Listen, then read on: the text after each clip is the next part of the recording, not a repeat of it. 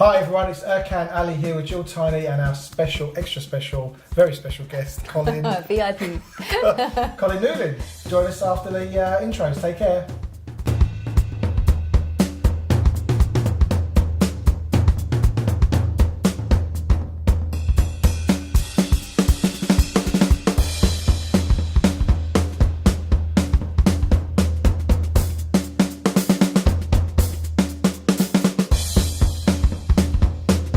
And we're back. So, Hello. welcome Colin.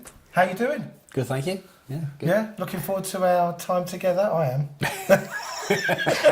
He's a really nervous, I can tell. I'm a bit nervous. Look, I don't think know we why. should just, let's not go as far as the Mortal Kombat, shall we? Got him in the middle, all right? We're going to keep peace going, No, that's we're fine. gonna have a fantastic time. So, when did you first kind of show up in the BeCollaboration family or scene?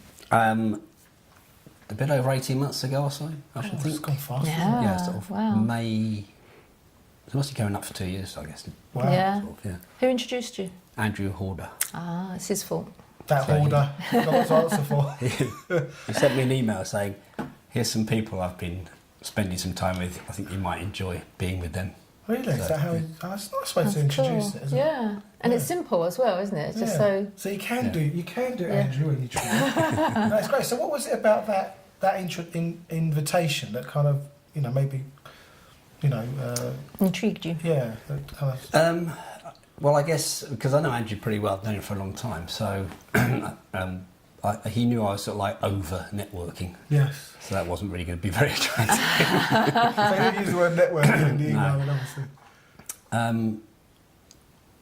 Yeah, and I was intrigued, so I thought, oh my god, I'll have a look. See what And did you check anything out online before, or did you just come along the invite and just worked it out for yourself? Yeah, I had a look at the website and that, which And you still turned up.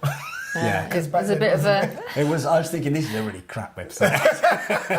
Yeah.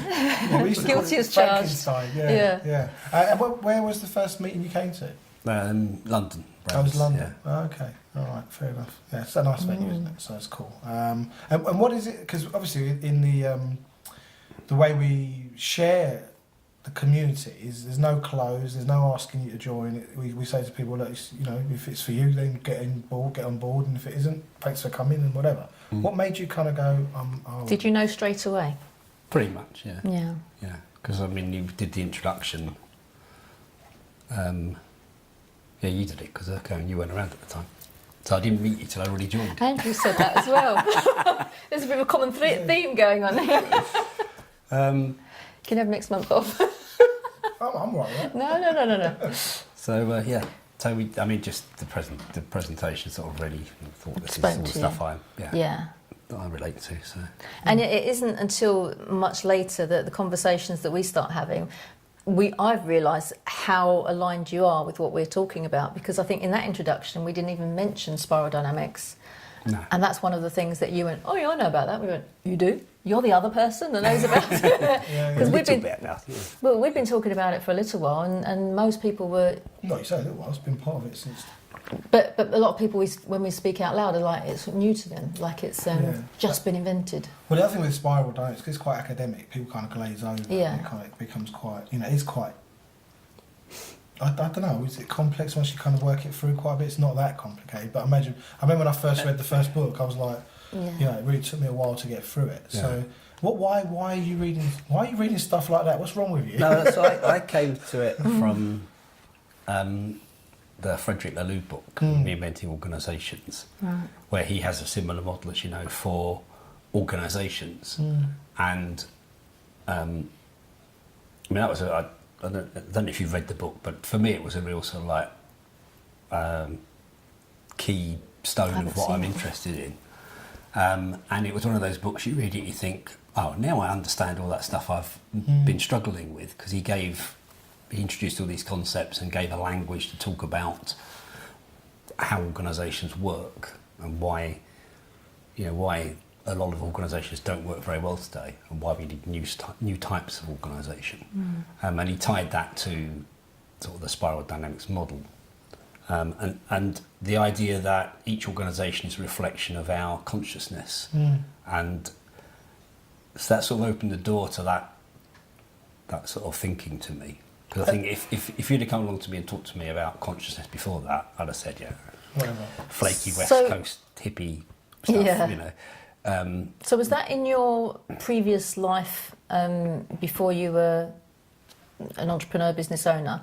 Was that something you came across in an organisation in order to find out how to make it better, or was it just something you did because you were interested in it and you?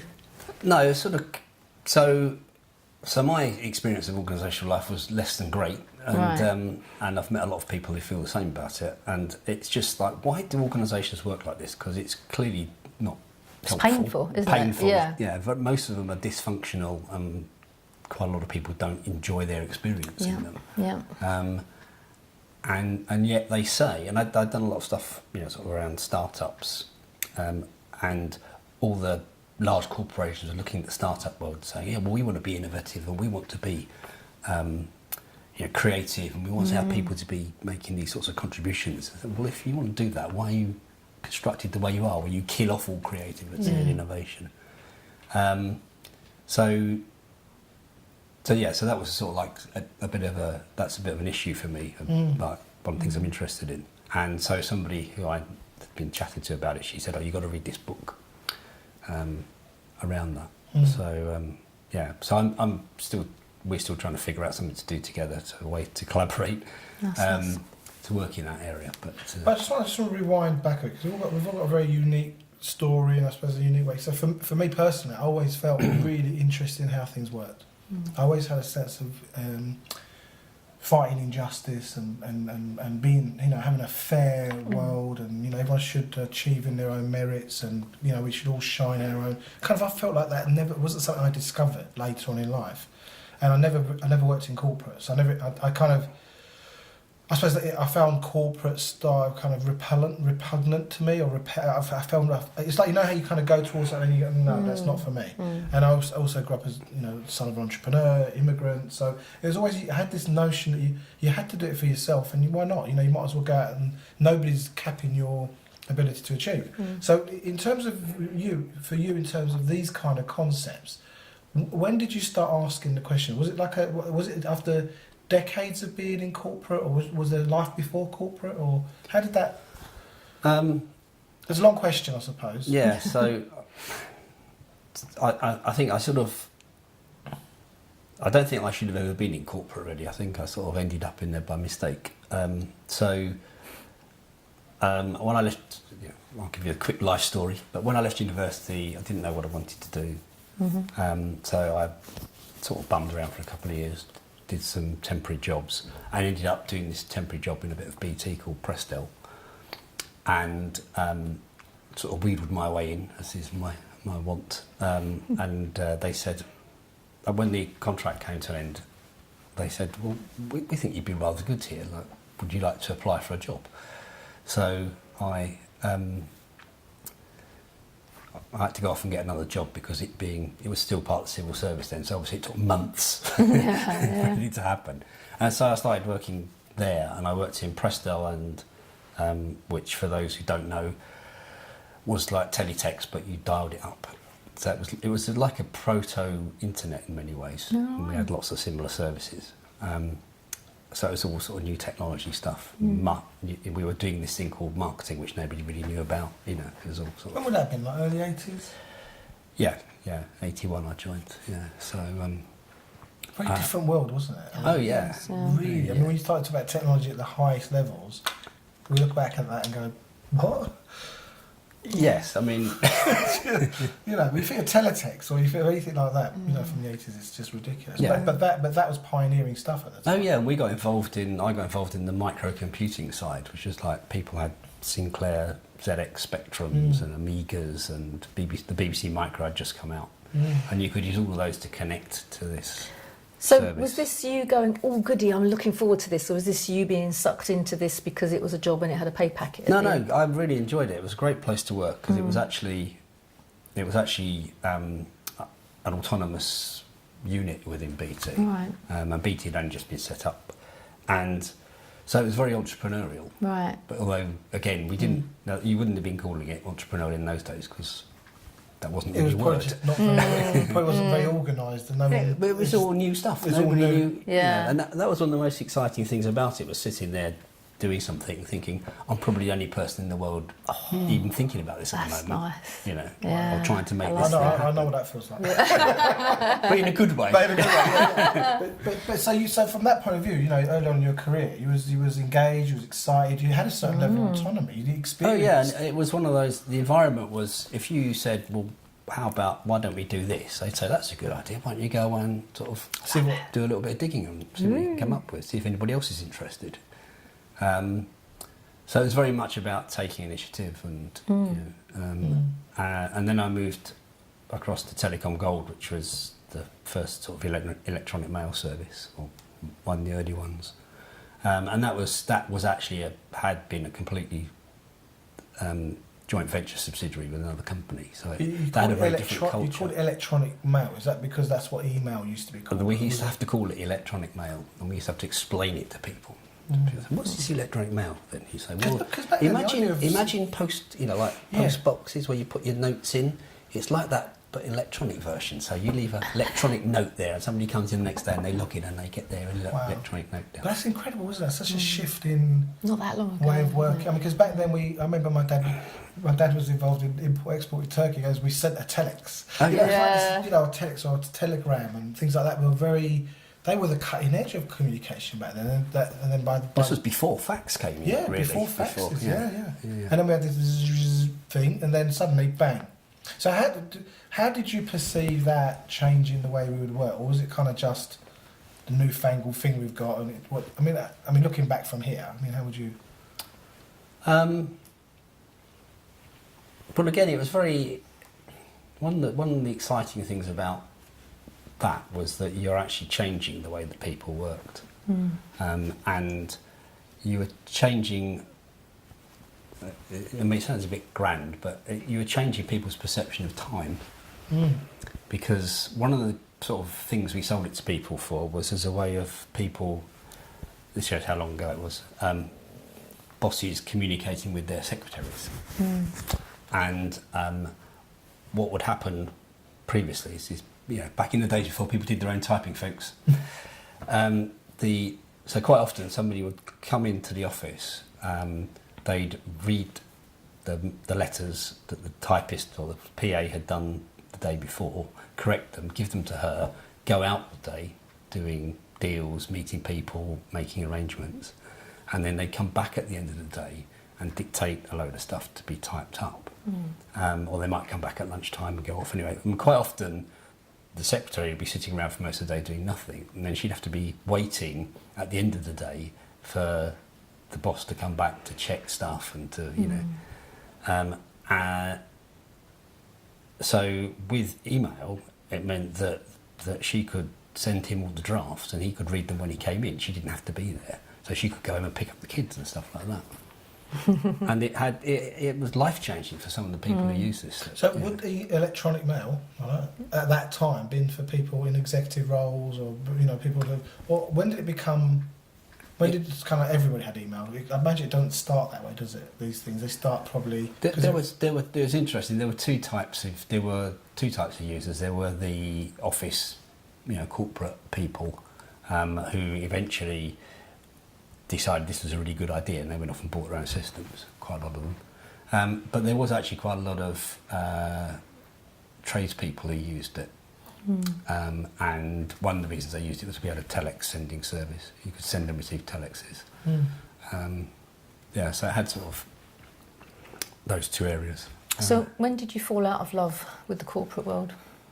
Well, I got sucked. So that was also an entrepreneurial environment. And, I had a lot of autonomy over what was happening. I was involved in helping, formulate what the strategy was, and I was pretty much left to get on and do what I thought was necessary. But then we got sort of sucked into this other bit of BT, which was, and I didn't realise this at the time, but it was a very, very different culture. So I went from this entrepreneurial, lots of autonomy, lots of very forward thinking, very much about, we're going to grow this with a leading ones, you know, want to stay at the front of the market, to this other bit, which was a very fear-driven command and control. You can't do that. Yeah, you can,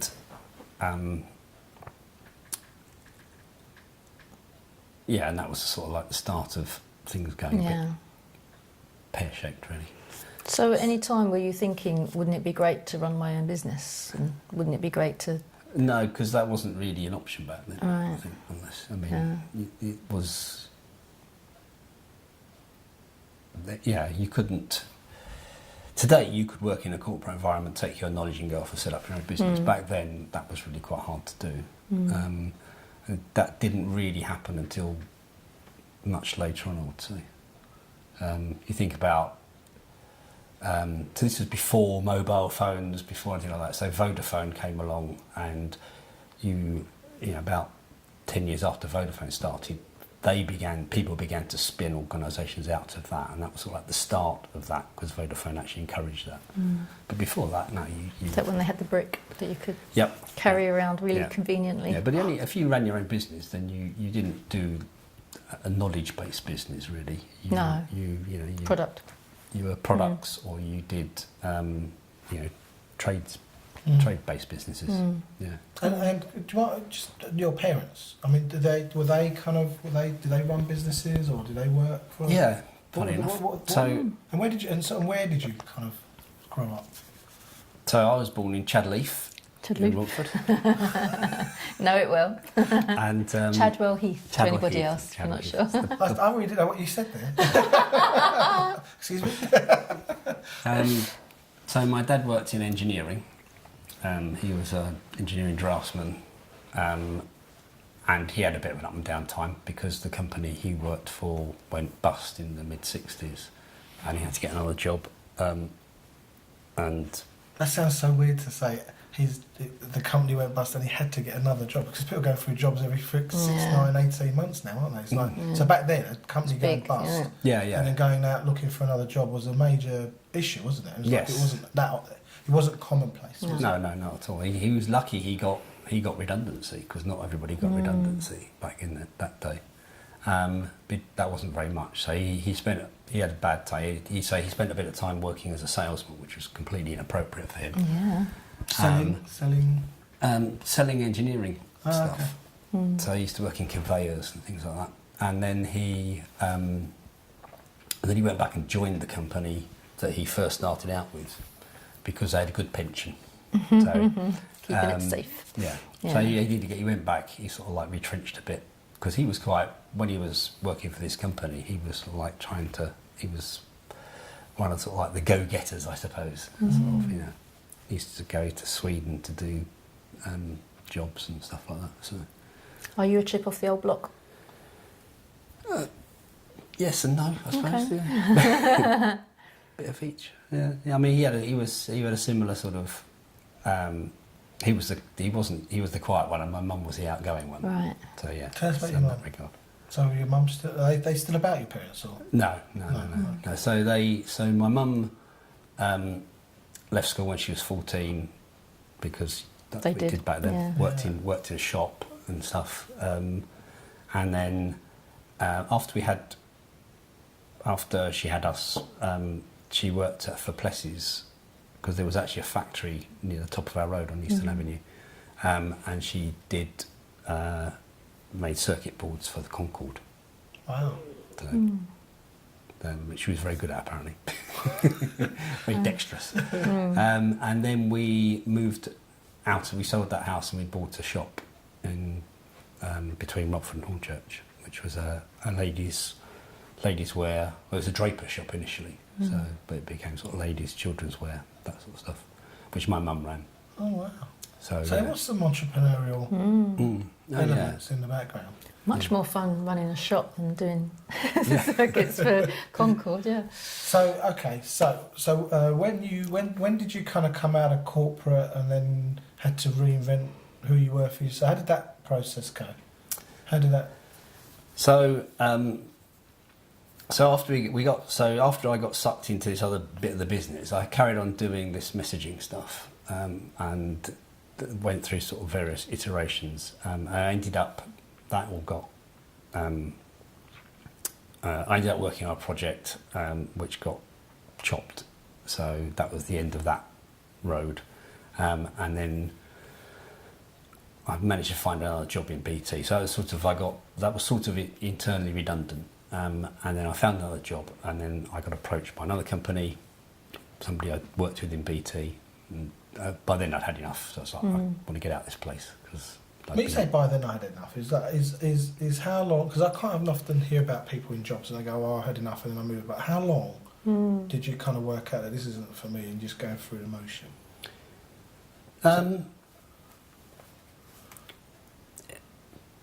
I suppose. So a couple of years after we got moved into this other bit, then that was like, I was thinking I'm really not happy here. And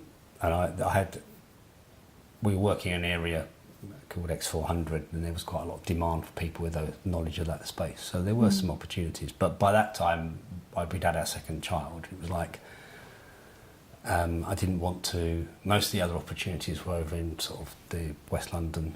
I didn't really want to move the family. I was like, well, I'll just stay here and see what happens. Yeah. And you sort of like think, well, this can't carry on like this. At some point, you know, common sense will prevail and things will get sorted out. And just in case you're in any doubt, common sense never prevails. Oh. So, I can empathise with that because I went through a similar thing. I worked for the GLC, and whilst the job wasn't the most fantastic job in the world, the people were really good fun, so we had a nice time. And then it was abolished. Just like that, let's just get rid of the GLC. Oh, big mistake. And then I worked for London Borough Tower Hamlets, but nobody gave me a contract. And I was best part of a year, I'm going, am I going to stay? I haven't got a contract. I have no reason to stay. Should I be here? And they moved us kind of from pillar to post. And, well, you're not working over there, you're working over there, you're not working over there. And I'm like, well, this is not right. But I spent a year going, I don't like this, before I actually got off my bum and did anything. And a couple of my friends going, why are you leaving? I'm like, it's awful. I nearly said the word. It's awful. But I was the only one that, and they're like, well, yeah, it is, but. And they just stayed. And I think some of them are still there now. And I just needed to go because, but I get what you're saying. You're in it, and you've been in it for a long time, and it's this comfy rut that you're getting. Yeah, I mean the actual work that I was doing, I really enjoyed because it's all new technology, new markets, fresh, and I was doing this thing that would now be called product management. But that wasn't what we called it back then. I was sort of, I was making up processes which would now be, there's what would be taken as normal. So it was like very creative stuff. I love the people I work with. There was like a group of us that we spent about 6 or 7 years working together, and we all got on really well. We all went out socially. No. That side of it was great. It's just everything else was terrible. The way that I was treated, the way other people were treated, the overall atmosphere. Yeah. And we were continually being held back by our management. And you kept thinking this, you kept thinking, well, one of these reorganisations will escape, will be set free, and it never happened.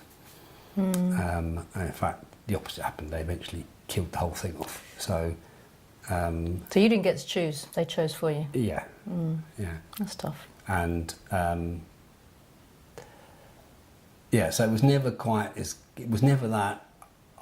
I hate everything because actually that was never the case. It's easier to go that way, isn't it? You can just make if the work had been dull and boring, if I didn't like the people I worked with, but we all felt that we all got on really well. We sort of like felt we could do more for management and get out of the way, and we thought one of these reorganisations they would get out of the way.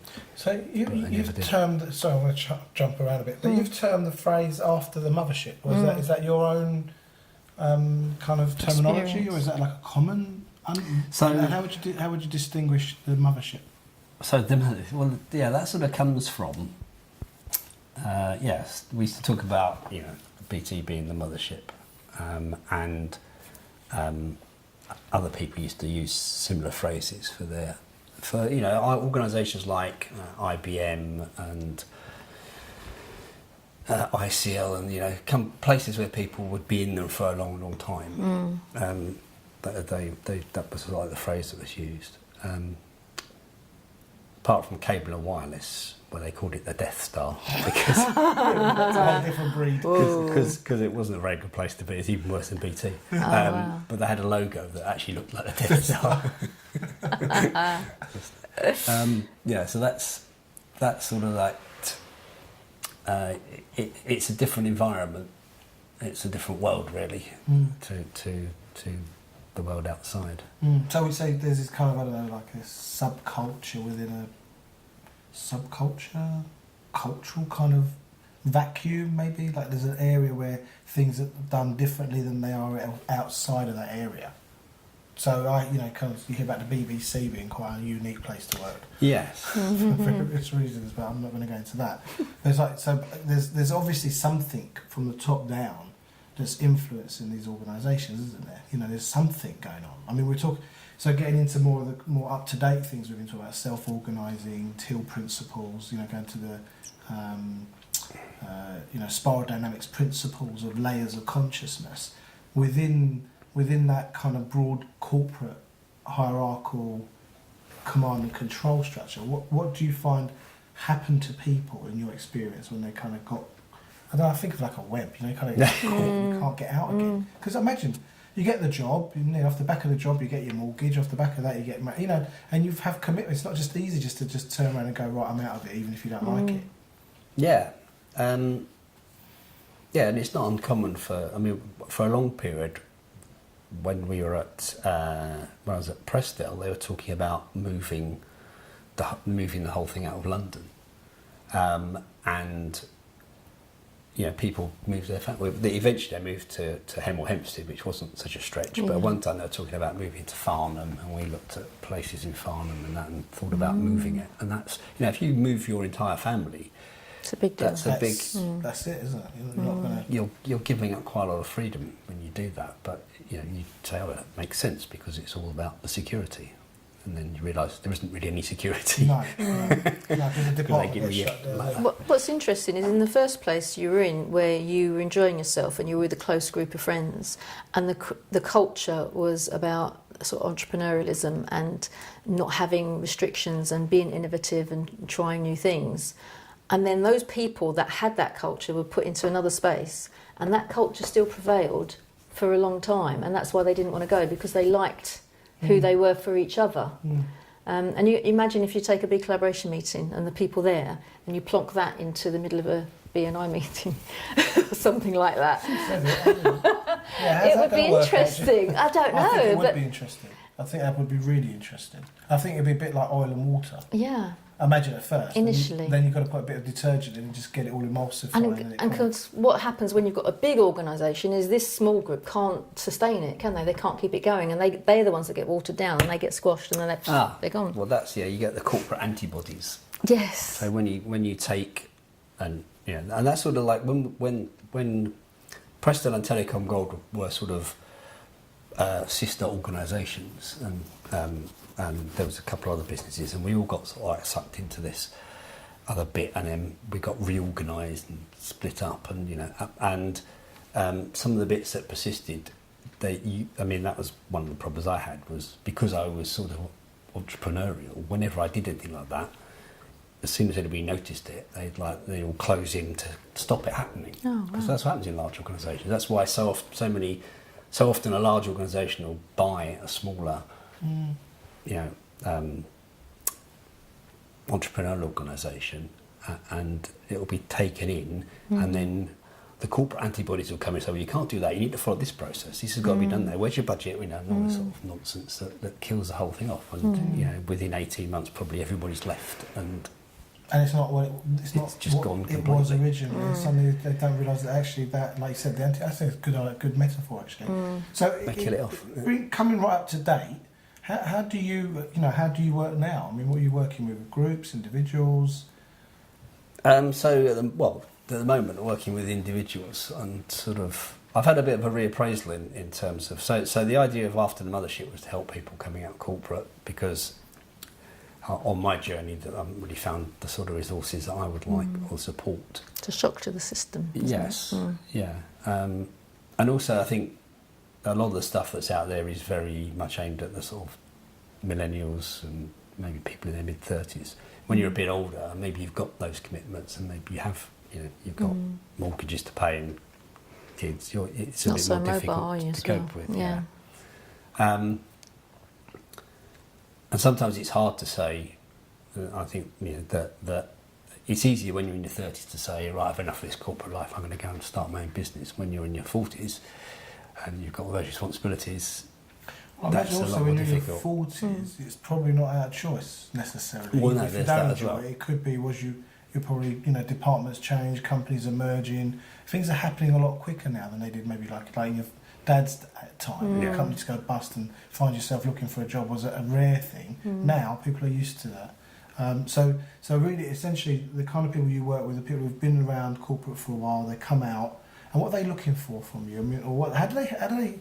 What do they know what they're looking for? Do you get referred? No, that's so. I'm sort of. I found it's hard to find people in that situation. I think because people, because they're quite often in shock at the time, and probably hiding away a bit.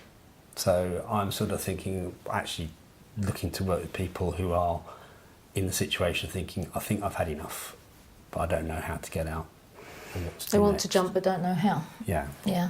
Because one of the problems that you have, one of the problems that you have when you're in that corporate environment is things close down around you. And I think that's what people find sort of mid-career. Like you're not one of the bright young things anymore. You've got less opportunities coming along. You've got more stuff, more labels stuck on you. Though you're good at this, you're good at that, you're bad at that. So you sort of your thinking just naturally narrows down, and it's quite hard then to see what your possibilities are. Could you even say that, yeah, absolutely, but could you even say they are institutionalised? Oh, definitely. And also, I think there's something I've noticed, because we've got quite a few collaborators that have come from corporate, is you had a mandate. If you've been around a while in corporate, chances are you're senior or mid to senior level, and you've got a mandate. You people have to follow you. You tell people what to do. There's an expectation of you within the environment, and there's your own expectation of who you are in that environment. You take that away, and it was with Carol May we had a really interesting. Not that she was corporate, but she said, when everything around her disappeared, who are you? No, yeah, Once you definitely. take all that away, I mean, I had similar experience. We had a business that I ran for family business, but I ran it for about 13 years, I can't remember now. And it, came out, and it was kind of like, there was no phone calls anymore asking what to do, and and I didn't have to turn up. It's like I've really lost who I was for about. So I wasn't corporate, but I can appreciate how that institutionalisation. The other thing as well with that is what a lot of people within BeCollaboration have said, that they've come out of the institution and they thought they had a network. They thought they had a lot of people they could call on any time because they were buddies and they were mates, and the minute you're out of that environment, you're dead to them. It's like, can you do me a favour? No, well, maybe. No, I don't think so. Sorry, bye. And they don't answer your calls. Well, the other thing I think is also within corporate, there's a lot of fear. I mean, I asked someone that recently do me I won't even say a favour, but that's the modus operandi in a lot of organisations. Yeah, exactly. Yeah. And it was kind of asked him to do something, and he said I couldn't. It might be a conflict of interest with my company, and I don't think it is literally a conflict of interest, but it's actually I'd rather not than Just in risk case. what it could, because there could be unintended Fallout. consequences. I can't take that Well, risk. it's the phrase, in this bit of BT that I got sucked into, they had the phrase, it was a career limiting act. I mean, if that's a phrase that's going to stop people doing stuff. Terrible, doesn't it? It didn't stop me doing stuff, but then it did limit my career, so. That's pretty much why. So when you first came out, and I would put money on it, you didn't come out and go, right, I'll start this. I mean, was there a period of a vacuum or a period of self-discovery? Well, just to go back to your point about people getting institutionalised, I think there's a couple of things there, one of which is that all your creativity and innovation is beaten out of you generally in corporate environments, particularly as you move up the management tree. You have to do more stuff that's not really your core, so so you're not used to being creative. Second thing is corporates are structured around convergent thinking. You know, you think about it, it's all about these are how do we hit the numbers, how do we get this project done, how do we get that product out, how you know. So you're always thinking like that, which of course, and I didn't really appreciate this at the time because I always thought I was quite sort of creative and stuff. But if you look at it, But if you're continually thinking like that, yeah, and also the education process has led to that as well, and then you Yeah. get into this 20 years of operating like that. yeah, then you sort of get stuck in that frame of mind. You forget how to think creatively, and so yeah. So when I came out of corporate, you know, sort of like, so I left BT. I had another job, got made redundant from that. How long Did a did bit that of, last? that was 3 years. Oh, so it was Did a bit of consultancy. Worked for one of my clients for a couple of years, and then we agreed to part due to artistic differences. That's code, but I don't know what he's actually saying. But yeah, They're all bastards. they're all yeah. Allegedly. So then I was, you know, like, I don't know what to do. And then, so then I was going to go and get another job, and then my dad died, and I sort of like had a bit of a meltdown, as you do. How was your? I mean, if you don't mind, how did you experience them? I mean, you say meltdown. What was that for you? Though? So, Was that like well, it had been a really, so we'd had this sort of like really bad year. So we'd lost my father-in-law, and so he died in the March. So we had my wife and her sister had to sort out the sort of like family home, which was like a big house full of stuff. Yeah. It's a major task in itself. And then my step-grandfather died in the middle of the year. Then I lost my job. Then my dad went to hospital, and then he died. And I don't know what happened in the next year. I'm just like, there's about 9 months or so. It was a bit of a blank, really. I was just like not really with it at all. And I went for a job interview, got really badly treated, came out of there with steam coming out of my ears. Like, How did you get badly treated in a job interview? It was an old boss of mine in BT who'd invited me for the job interview, but I had to be interviewed by somebody else, and this other person who was a fellow director, you know, was obviously, you know, messed me around in actually getting around to the interview, and then turned up, hadn't read my CV, said, I've only got about 20 minutes, you know.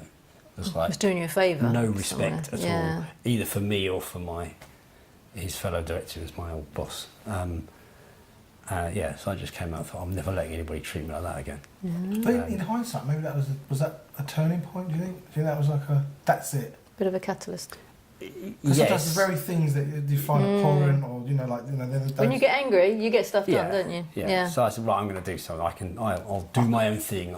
I can do this business stuff. Yes. It can't be that. Can't be that difficult. Yeah, exactly. When did you work out it was actually really hard? So I bought this thing online. I bought a book, an e-book online, which I then had to print out. So it's great with things. Oh like this. my goodness. And it was like how to run your own business. There you go. Buy a business. And when was that? What year was that then?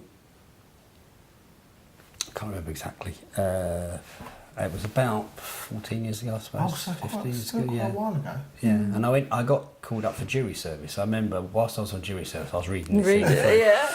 And, You get a lot of Hang reading on, I'm just done. going through my notes. Yeah. but this was all about how buying a business, and I looked into buying a business, and there's not really a lot of businesses for sale in the UK because it's a surprisingly small place. So that sort of led me to going to British Franchise Association event, and I ended up looking into franchises, and I ended up buying a franchise. Oh, right. Stupid idea. I was going to say. What franchise did you buy? Do you mind me asking? So I bought a coaching franchise. Well, it was a business advice franchise at the time, and then it became about coaching, which is code for business get coaching. us a job, get us some clients. Isn't it? I mean, that's what people buy a franchise in coaching, I'd say. Yeah. Well, they think it's going to get them. Yeah. Right. So the logic for me was, well, I'm going to worry about that, setting the business up, and so someone's already figured that out, and and I'll be working with other people, so I'll be part of a community Yeah. and a network I of think It's people. very I important. can see why that would be an attraction. I won't be on my Yeah. own, Mm. and that'll be great. And they sold it as yeah, like a job. Because I think a lot of people when you come out of the corporate environment, your mindset is, well, you're essentially buying a job. Yeah. So they pitch it that way. Mm. What they don't tell you is You still got it's to a go really crappy sales job. Yes. But you still got to sell. Yeah. And I think that's the thing a lot of people in any business are avoiding, selling. Yeah. Or Yes. getting people to buy, however you want to term it. But I think the franchise is an allure. It's a really, especially if you're Business in the box. I mean, you've met, because obviously I've been around what they call it, around The block. around the block a few times, and I'd go around meeting coaches, and I don't know, I'd say one of the ways I differentiate myself as a coach, I said, look, if you want someone who's ex-corporate, ex-management, blah blah blah, then you should not get involved with me, because that is not me at all. But if you want someone that's actually owned their own business, have hired and fired, have had to reinvent business a couple of times, have gone through all that, then someone who's doing what you're doing, and it was a big differentiator, because you had this kind of, I think the majority of coaches I'd meet were ex-corporate who bought a franchise, or had the That was courage just to do it the way they wanted to do it, which is very few and far between. That was part of the first conversation we had, and you went, "Oh, is it a franchise your business?" I went, "No, it's mine." And you went, "It's like this." There's different tune of how the conversation went from totally. them. Because the other thing is, it's like if you're buying you're buying a system, and there's no point in buying a system and doing your own thing, Yeah. and that's the problem with it, because you are buying that system. So how long? So you went through that phase, and then when did you kind of go right? Or you still doing that? Sorry, I assumed that. Oops. No, the franchise. So the franchise was a disaster because I'd spent all my career doing my own thing, effectively. Yeah. Right, and then you built something that gave you the security. Wow. Yeah, very good. And also they were Wasn't a good product. yeah, they didn't really have it figured out at all. And some of the truths about franchises. So when you sign a franchise contract, you're basically you're enslaving yourself to them for 5 years because you guarantee certain sales targets and things like that. You have a different business to the people who run the franchise because their business is selling franchises. It's not making your business successful, and it doesn't matter what they tell you. The only time that's not true is if they actually run. So there are some franchises where they run some operations themselves and they franchise the rest. Right. That means they're in the same business as you. Yeah. Otherwise, they're not. I'd agree.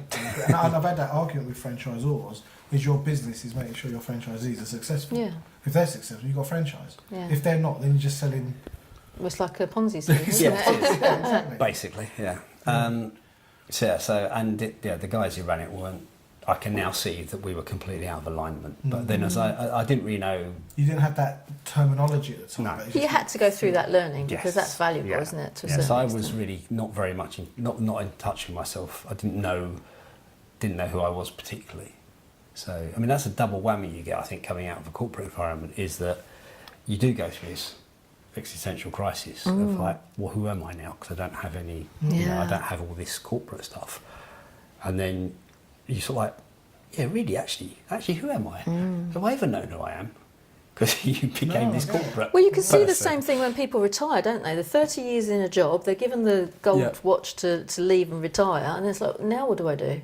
And, just curl up your toes and go, really, because there's nothing else to validate them as a person because they don't have the career, they don't have the title, they don't have the status. I think it's actually really important because with that is when you strip it, and also the things you did have don't count anymore. Nobody in independent world. When I've had this conversation with business owners all the time. It's like independent business owners generally don't have this, but if you've got corporate background, your degree, your knowledge, your CV is somehow valuable.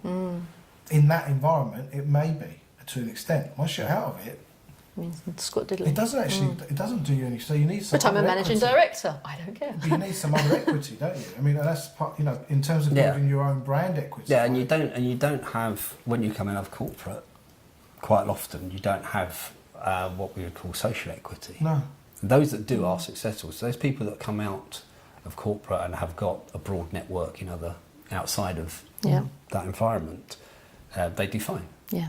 But everybody else, which is the majority of people who come out of a corporate environment, don't have that social equity, and that's what that's what you have to spend time building up. So you come out of corporate, not just you, but sometimes out of corporate, then you've got to learn all these new skill sets. The existing knowledge and understandings are no longer really that valid. They're not as valuable as you may have thought they were. And suddenly there's people that can run rings around you that have been out in that environment for a lot longer. And you've got to kind of still validate yourself somehow. You've got to kind of imagine it could become very depressing. Yeah. Imagine because I've had my own. I've had an experience of that, but it wasn't corporate. It was coming out of an existing business after 11 years and reinventing myself. It was probably the worst time that I had, and I had a strong background in personal development and a lot of strong background in social skills, and it still was hell. And you had lots of people that you had a network that you'd built up in that business that you could still access and was still valuable to you. Yeah. But still going out and reinventing yourself on your own. Yeah. And I think this is one of the things that I really value about BeCollaboration. Yeah, you're up now, but you might not be tomorrow. But also you're a support and a resource for others, and so are they for you. So that culture, that going from networking to community is a very different experience, I find. I mean, I know when we have our summer break's not so bad because we're doing summer stuff, but I know over the December break, when we've been away from it, we come back, because actually it's almost like getting replenished again. It's like getting that fed, like just being in the room and listening to other collaborators contributing knowledge and understanding and catching up with people and what you've been doing. It's kind of like it's not because of a mandate. It's not because he's a coach, he's an accountant, he's a web designer. It's because you're Colin Newlyn. And Colin Newlyn has a place within the community and is contributing to that community. And has created his space. Has created to what you are known for. Yeah. And that's what I love as well, that so many people come and you think, well, you've got a title of a job and that's your day job, but I know them because they're passionate about this and because they really love and they're trying to do this with this particular project. And it sets them at a whole different level to what you would see as... Joe Bloggs in a pub would go, oh, is that what you do for a living? Oh, okay, meaning nothing. But actually, when you look at what you're passionate about and you talk about that, then it's like, oh, blimey, you're doing that? That's amazing. That's fantastic. Well, talk about what you're passionate. I want to just direct something at Colin, right? Because the first time you go up in front of the room, like, if you don't mind me saying, right? Yeah. I love you, right? Everybody, I love you. You look petrified. Absolutely petrified. I don't think everybody spotted that. Well, maybe not, but I noticed how nervous you were. Yeah. Your face was red, there was a little tremble, there was a wobble in the voice. But you did it. You did it. And very to me, proud. I mean, Gill and I never sit there going, look at the state of that. Well, actually, we do something. You do. I do How not the do hell that. we let her hear about we're just looking, we're sitting there, head in hands going, oh my God, no. We're sitting there looking at that person thinking, wow, like we're in how awe brave. of the courage and the determination to get up in front of it and make your stand. Want of a better word, I suppose, but to make your place within the community. Yeah, come out of hiding. And literally this last Tuesday, which was only like this week, it's Friday today, Tuesday. You did a genius slot, and the genius slot is still ringing around in my head. It was kind of like to me, when at the end of the summing up, the amount of people said, "Oh, that bit that Colin did about." I was just going to say, how did you feel about that when you realised that there were people summing up at the end, and you were the person they were pointing at to say thank you? I'm going to use that. I'm going to take that. Yeah, because actually when I was doing it, I was thinking that I wasn't getting a lot of feedback. So I'd done it at Essex, and it was a lot of feedback. Yeah, but that's Essex for you. You can't shut them up. I know. We love you, Essex. Hashtag. They're my people. They're my people. Yeah, it's true. I'm from Rockford, mate. So. It was a different experience. It's a different group. It was a much more passive audience. I think the energy generally at that meeting was low. I don't know if it's because everybody's got colds and stuff. I think there was a few people. Quite a lot of. I wasn't feeling that weren't very 100%. Good. Yeah. So I wasn't sure how it had landed. So it was really good at the end, and with Anne to say that it had, made such a difference for her that she was going to do something about it was fantastic. Brilliant. Yeah. What I was going to ask you as well is also, what was your experience of being in front? Because you've done quite a few. You've done a number of known be knowns, genius slots. Now you've done the open space, so you've had front of the room, time now. And I've definitely, and I was saying to Gill, I've definitely noticed the shift in you. Yeah, I think. So that was a. So I'd obviously, when I was in corporate, I used to stand up quite a lot. I was sort of marketing director, would stand up and talk to the room and stuff. But it was always about business and. That's within that's also about a mandate. You've got a role you're playing. Yes. You've been asked to, so the role is the marketing manager coming up to do the marketing manager stuff. It isn't Colin Newlyn. No. In the same, you're not as exposed, are you? Yeah. So that first time I stood up at BeColl, it was, and I've done some speaking since then, but not massive. And I hadn't done any for a while. That was why I was sort of, quite a bit nervous, but quite keen to do it. So I thought I want to get my competence, but skills back in this area. Where was I going with that? So last year I did a bit of speaking. I did speaking at another event, and it was talking about me. I think I said in the first one I did, I don't normally get up and talk about me, and that was quite nerve-wracking. And you spoke about your dad as well, didn't you? Yes. And that was quite personal. Yeah. And I think people could see that it meant a lot to you to be able to relay that story as well. So it was, and that was me. The first time I'd really sort of owned my story as well. So that made a big difference. Because I think it's, we all need to be heard. We've all got a story, and whether it's particularly gripping or not, you feel once you've put it out in the world, you feel differently about it. I don't only think you feel different about it. I think people feel different about you for hearing your story. Yes, because then you've got a different. Because we're talking about within the context of BeCollaboration is creating a collaborative. A collaborative community that's understanding more about each other than just what you do for a living, or your mandate or your position. It's actually you've got a bit of Colin. We do the know and be known, and the whole point of know and be known is people get to understand you and your story. And the deeper cut of that is this podcast is the journey and the value that's hidden there. You can't see just by looking at someone. Or them just getting in front of the room for 5 minutes. It's a deeper connection with each other, and I think that leads to a whole new level of trust, equity, compassion for each other, empathy, and also if you're going out on a project together, a whole different level of expectation. What I'd expect from a collaborator is actually I'd expect that from a lot of people, but with collaborators, I just kind of know that they know that they're expected of that as well. Whole different level of.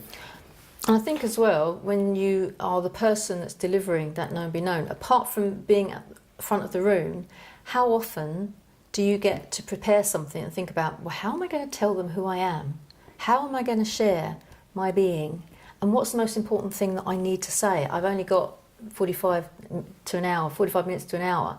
So I think when I've done a known be known, which isn't that often, but I've always learned something about myself in the process of doing it. And then to stand up and kind of bare your soul to a certain extent and share what you believe is important that they should be taking on board about you and your values and where you come from and why you are the person that they see in front of you. I think that kind of solidifies you go, I have come a long way, and I do know some stuff, and they do need to know what I know, and I do want to share it with them. And it's a bonding experience, I think, isn't it, from both sides? Yeah. And what I'm gonna, you sent me an email, didn't you, from my last one that I did. Was it? What did I do? I did a genius slot, did I? Yeah, can I just say, just before you go with that, just that first doing that first know and be known was. It was like a titanic struggle to actually get. Because I sort of started off with all this, and it's something I'd thought about before, and I'd sort of like traced stuff through. But actually, so there's all this stuff. Like, how do I get that down into something that is got some sort of vague shape to it? And I think the vague shape was about as far as I got it, really. But But it was still working through the journey of why the Colin Newlyn we see in front of us is the Colin Newlyn we see in front of us. It's the whole kind of, oh, okay. Yes. So he's had that, and I've had that, and he's had that, and she's had that. And it was seeing that connection. Yes. It allowed us to make a deeper Yeah. connection with you. I think also within the 9B9, because we did a couple of videos last week about explaining 9B9 and the genius slot, what's expected. It was like, we don't want a verbal CV. No. We want, this stage in my life, this happened, that's what I learned from it. Then, that actually kind of seeing how the stages have kind of contributed to moving you forward and what you've learned. And those lessons are valuable, it's that journey. There was something you did after the last Hartford meet. You sent me an email. And I said to Jill, they do listen. I was a little bit stunned because it was like, kind of you feel like, I can only speak for myself, but I'm sure Jill has her version of this. It's like, I don't want to be in a position where I feel like I'm pushing something. But sometimes you have to push, and we've been pushing quite a bit. Uphill sometimes. Because just when you think people are starting to get what this is all about, something will happen that will kind of make us feel like we've just gone 100 whatever's backwards, and every time, we really take on what can we learn from this, how can we take this to the next stage. We always look here. We may go, oh, bloody whatever, but we kind of stop and go, okay, so why is that showing up in that experience, right? But there was this one bit when I was talking about like Simon Thomas would be great for this, and Colin would be great for that, and then you sent that picture of Pooh and Christopher Robin. Yeah. Piglet. Piglet, that's right, yeah. And I just like, it was like almost like I felt like a connection with you that I never felt before, because I felt like you actually understood. Yeah. Or you got me, and you let me know, I got you. And I'm going through, I understand it because here's my version of that. And I was like, that kind of like straight away made me feel like, wow, we are creating something really unique. But one question I got for you, because obviously, so one of the things we've said within BeCollaboration is kind of 3 levels to be involved with the organisation as a member. One is turn up, engage, learn, participate, connect, and do all that stuff, which is fantastic. If you did that to the best of your ability, there's more than enough value. Then there's the next stage is being part of the delivery of information and contributing and influencing others and showing up in the community. Then I would say the third stage, as we've identified, is starting to take a leadership role. Now you're involved in all those 3 layers now, which is actually fantastic, really. I think it's really brilliant. But so why are we still, no. Question I'm saying, what do you think, I think sometimes timing is probably the biggest aspect in something going, because obviously we're not ready yet for that next growth. What do you think might be missing in terms of people? I think people get really confused about self-organising, collaboration, connecting, that it isn't networking. So how would you describe, or how would you explain the value proposition that is within the community? Just 5 words. Big question. I know how complicated that question is. So good luck, Colin. Well, before I get to that, You'll start to pretend, so something you were saying about people doing stuff, and you feel like you've gone way back. Yeah, we do experience that now and again. Yeah, and I think that's because it's actually people are locked into the patterns of thought or paradigms or models that they have, and it just takes a hell of a long time for those to go away. Yeah, true. And I found that, let's go back to corporate life. You learn, you have certain ways of looking at things, and you think, I'm not going to do that anymore. And then, you a catch couple of months later, yourself you're tripping yourself up again. It's like, oh God, I'm doing that again. Yeah. So I think it's just that change takes time, and it's people. It's not that people haven't learnt what you've been trying to teach them. It's that they've slipped back into their old model, and they just need to be told. So it's the drip, isn't it? Yeah. All the time. It's like the water on a stone will eventually make a difference. Will make a dent in the stone. But it's constantly, and it is just making sure that our message is consistent and everywhere. Hence the podcast. Yeah. So more and more people can hear it. So what was the question again? Do you remember? Yeah, I do. Give me a minute. Yeah, so I'm saying, it's like, when you're shifting consciousness, which I think is essentially what we're doing, is we're at the stage like we want to scale this up now. We want to be able to influence more Colin Newlyns. We want to influence more Gill and Erkan. And there's loads of people out there in a position that you were in. you know, whatever age, even if, you know, we're talking, maybe at the moment we are certain 35 to 40, 50-year-old, 55. But that's natural, you attract what we're you... just, we're working with... We look in a mirror, don't we? Yeah, exactly. But I think there's a lot of people out there that want to be more in life. They want to take on more. They want to take their game to the next level. But we're so trapped in fear, scarcity competition as a species that we're looking for transactional answers. Like another bit of work's going to solve the problem. You know what I mean? It's like, actually, whereas the longer term view of investing in your own game will pay dividends, and compoundedly so. Yes. Do you know what I mean? Yeah. It's demonstrating. I mean, we're doing this as a way of explaining that. But you know, for you, how would you explain the value that you're gleaning from being part of the community?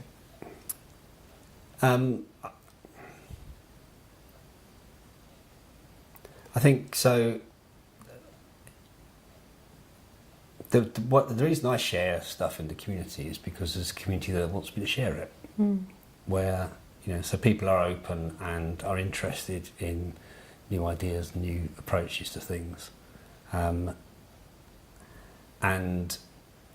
we're sort of like, we're all collectively grasping for something. We don't quite know what it is yet, so there's sort of like, there's a joint venture. Yeah, so we're on a joint journey of discovery, really. Oh, right. Is that you speaking as a member? I like that. Joint journey of discovery. So I think it's an unfolding that we're kind of. I'm sharing my stuff, you're sharing your stuff, blah blah. You know, and we're creating this collective understanding. Yes. There's a continuity if you've been around a while, isn't it? Yeah. Do you know what I mean? Like, obviously, if you're new, you've got to kind of catch up and work out what's what. But if you've been around 18 months, 2 years now, and there are a number of people that are now building that core community, there's a continuity there that we've all heard similar conversations, we've grappled with those concepts, we've gone away, successful or failed or whatever those concepts were, and then come back and reconnected. So the value is almost like it's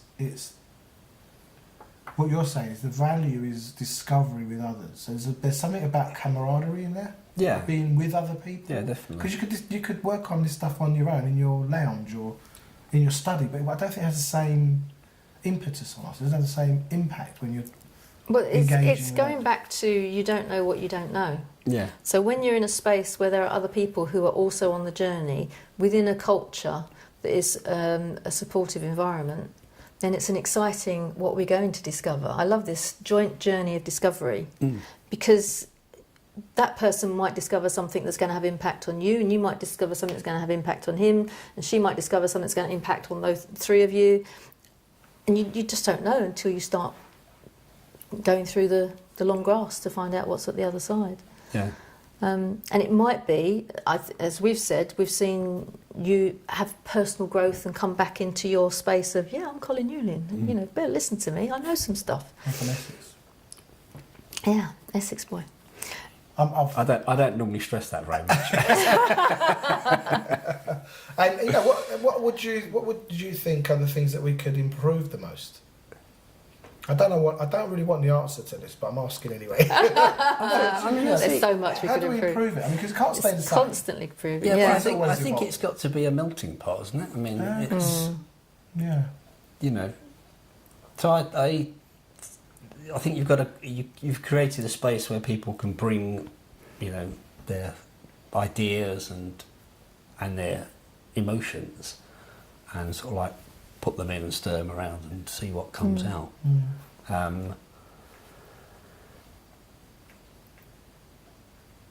Yeah, and the right thing will happen when it happens. So you're saying we're kind of on the right track? I think so. Oh, that's I nice. think so. Did it take you long to feel comfortable in the space? No, not really, because Okay. it was like, so nobody asked me for my business card. Nobody asked me, you know, like what I did ask me sort of what I did, but you know, you haven't got loads of people, you know, pushing their system or signing up to their course or all that sort of stuff.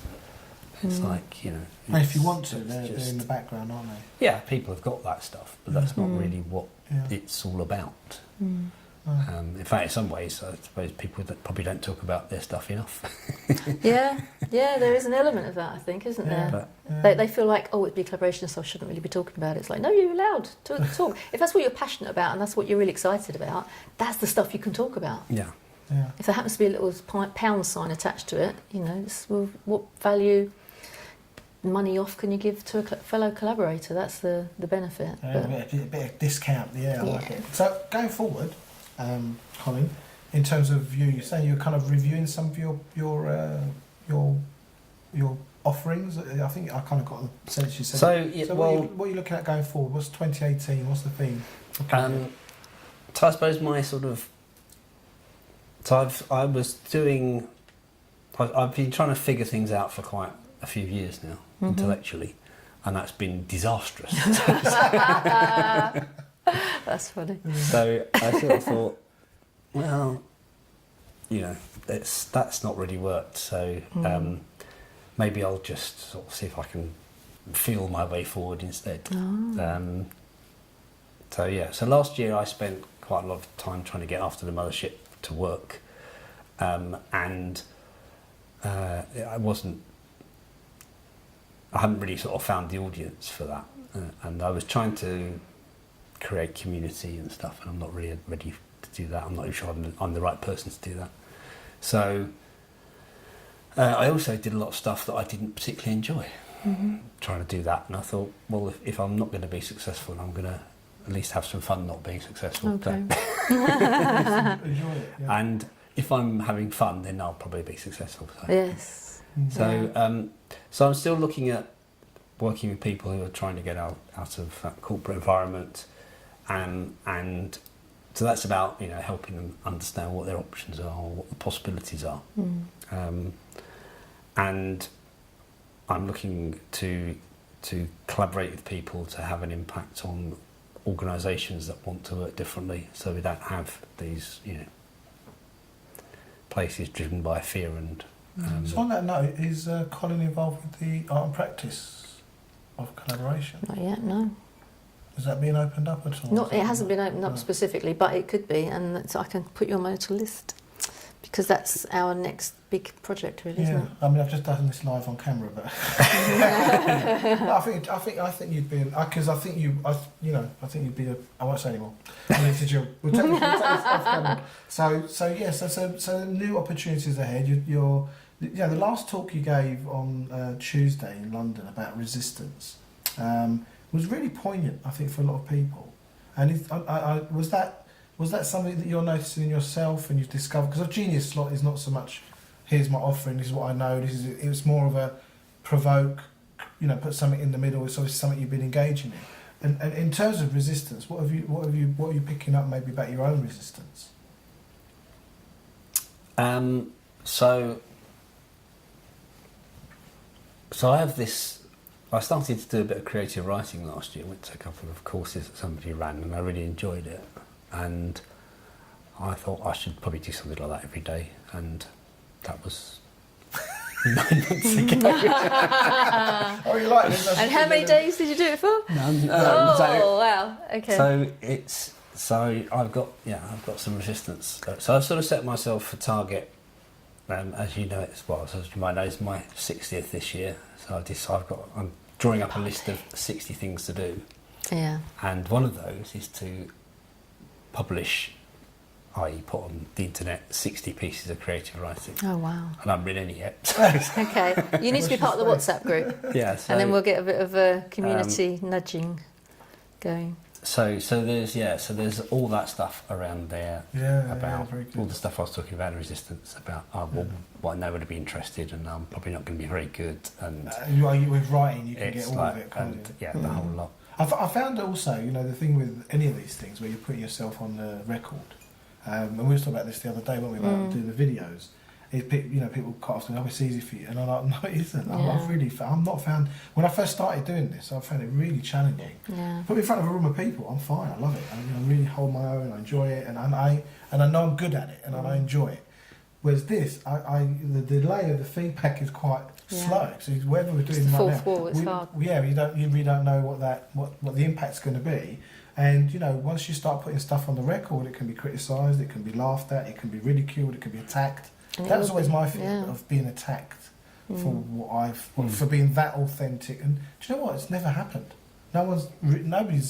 Nobody's actually ever said anything nobody's said anything negative, ever, yet. So you have a chance, don't worry. But it's kind of like, so what we're really afraid of is actually there's nothing to be afraid of.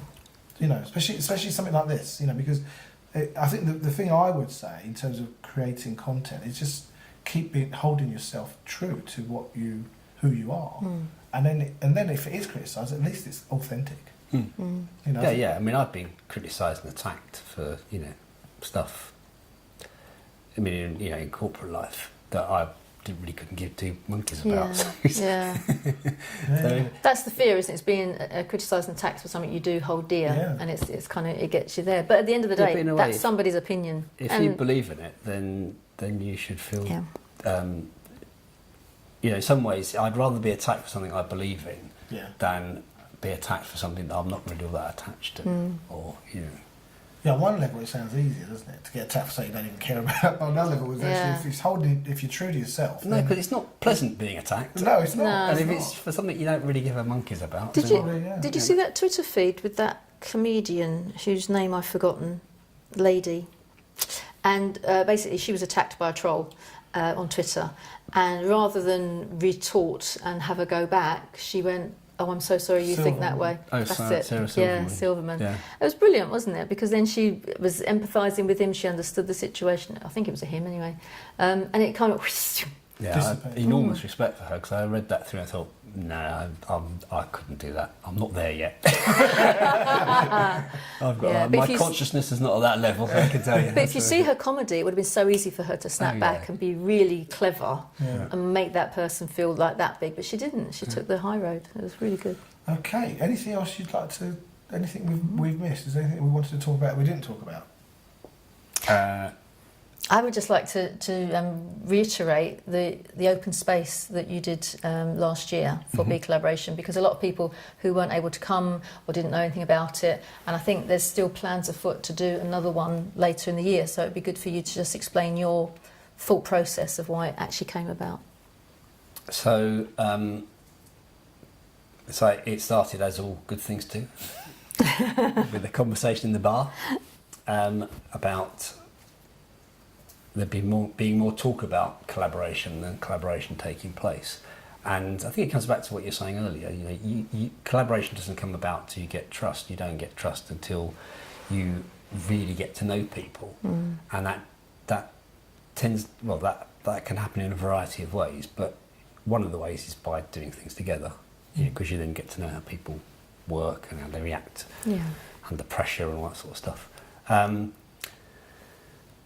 So the three of us, I can't remember who suggested it, but somebody said, what about something like open space, which is an unstructured environment for playing around with ideas, really. So, that was why we decided to do it. I think it's one of those, I always struggle when people say to me, what do you do, or what, I struggle to define myself, because I don't like fitting myself into boxes. I think I think the way forward is not something we're going to find by using the structures and tools and methods we have in the past. We need to create new stuff, and open space is a tool to do that. And I think that's a bit of what there is in BeCollaboration, is that sort of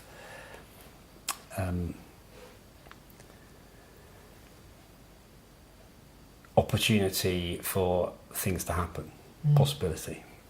But it's interesting what you say, because I've been saying, literally this last few weeks I've been saying to Gill about, it's actually, if you really crystallise your sweet spot, like what you really are great at, it isn't a job, it isn't a do, it's a way of being. And that way of being could be applied to many different organisations or situations that are not, I'm an accountant, I do accounts. So I think that's where people are, especially I think within the medical space, are coming up with this. And I think you're right. It's a transformation of the old model of thinking and working to something far more dynamic, far more non-specific in terms of this is what I do, It's actually, this is who I am, and talking in those terms and say, do you know what, we're looking for someone like that in an organisation or what who you are and who maybe two other people are.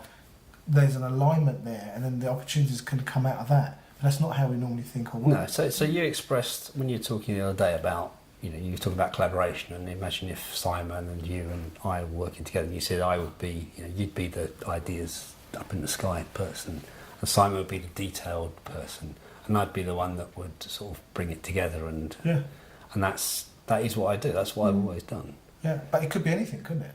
It could be you could point that talent at almost any anything that looks like it's disparate or chaotic.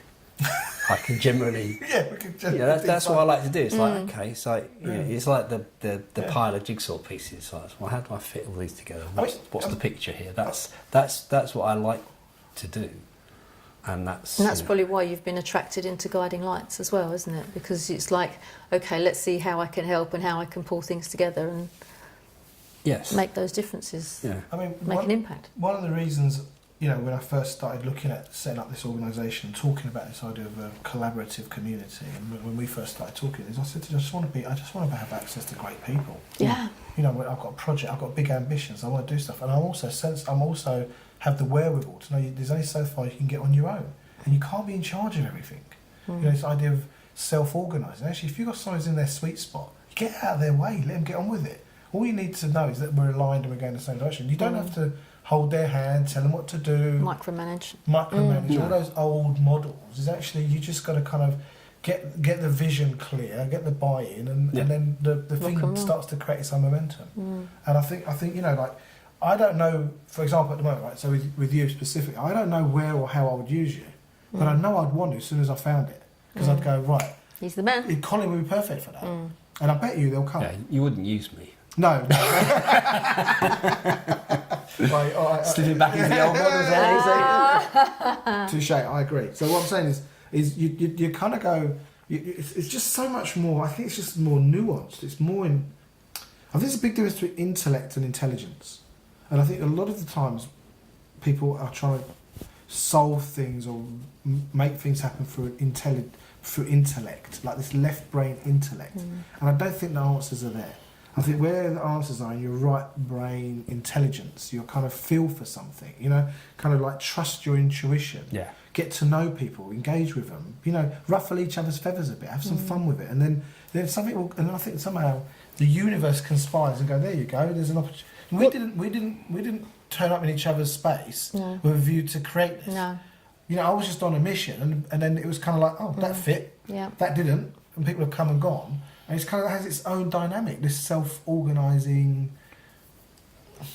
I know it sounds confusing, but we all know when it happens. I think you talk about the click, things like that. Yeah. But that's why we have the update section in the meeting, so that if somebody had a project or an idea and they stood at the front of the room and said, oh, I've got to do this and I need some help with this, so the people in the audience, if they go, well, I could do that, because they're hearing it, and it's like, this is what I want to be known for, but nobody knows that's what I want to be known for, but I can do that project, I can help, and then all of a sudden people go, oh, they did really well in that project, and then... But I think there's a stage before that, which is the creation, the initial spark of the idea or whatever, and I think that's what that we were trying to uncover with the open space, is to provide an environment where people can just say, I'm interested in something, we should be able to do something about this. Yeah. So I feel like my thing flint, is, well, why are companies so stupidly organised? There must be a better way of organising them, and making them places where people, where people can realise their potential rather than have it squashed, which is what they are at the moment. Yeah. But I don't know how to do that. I don't know how to bring about that change. But I'm certainly interested in, in trying to make it happen. I think I've got some ideas about that. But so those are the conversations that we need more of, really, rather than because when you're talking about, when someone says I've got this project, it's a done deal, isn't then it? they sort of like they've defined what the objective is.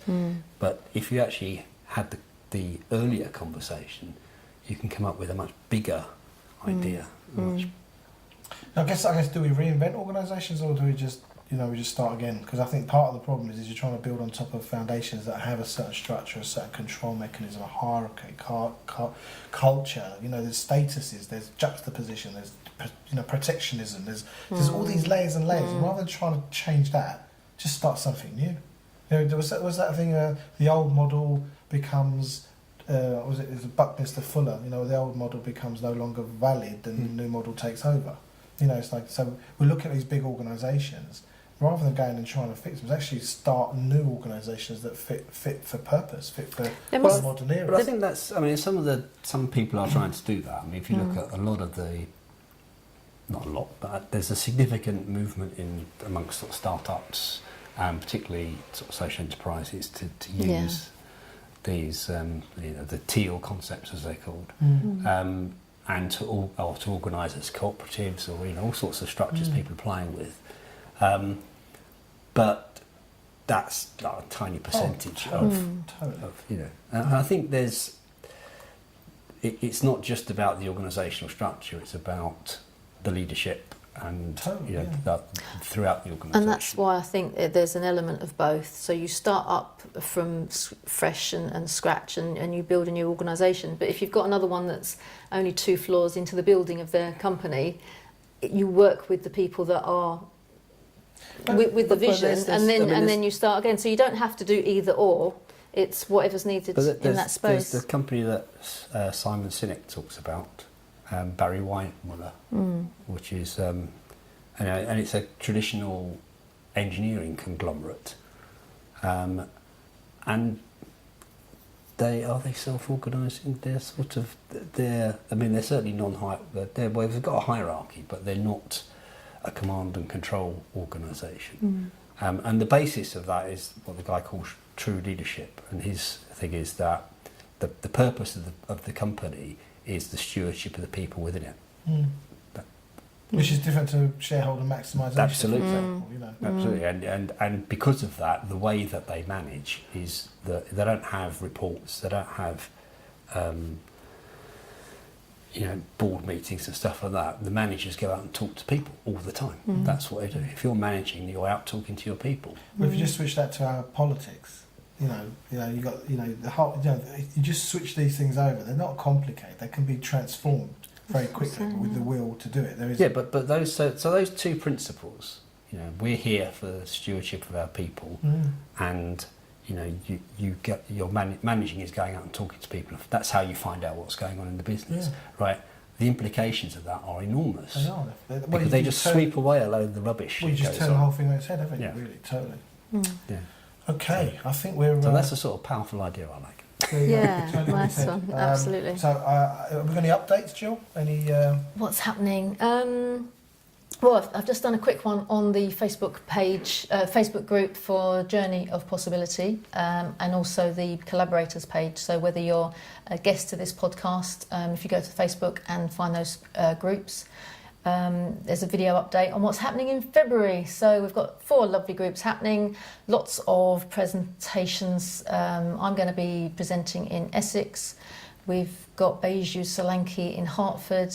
We've got the kids group. This is the fun one in half term. Yeah. What date's that? That's in Surrey. It's the 3rd Thursday of the month. I think it's the 18th, but don't quote me on that. But it's half term over in Surrey, over in Banstead. Bring your kids. They're going to have a ball, and the grown-ups will as well. So to give you an idea, last time the guys did it, there was somebody that turned up who didn't realise it was Bring Your Kids to BeCo, and he kind of sidled in and he went up to Dave Caldwell and he went, "Do you know there are children in the room?"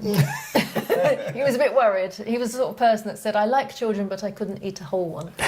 There's the spirit. And by the end of it, he was loving it. He was absolutely bowled over. It was a brilliant day. So remember that for the 3rd week. And of course, we've got London at the end of the month with a surprise presenter. I'm working on getting him back from Australia, hopefully. Lots going on. I know. Okay, so look, if you've enjoyed today's podcast, it's a Journey of Possibility podcast. Subscribe, share it, do what you got to do. If you want to get in touch with Colin, how can someone get in touch with you, Colin? So they can, I've got Colin, www.colinnewlyn.com, as well as... That's a good one. After the Mothership. Right. as well as after Mothership. And also what we'll do is we'll have all your information below this clip. So I want to thank you for tuning in and spending some time with us. We appreciate you being out there. Have a fantastic week. We look forward to catching up with you at the next podcast. Say goodbye, everyone. Bye. Bye. Bye.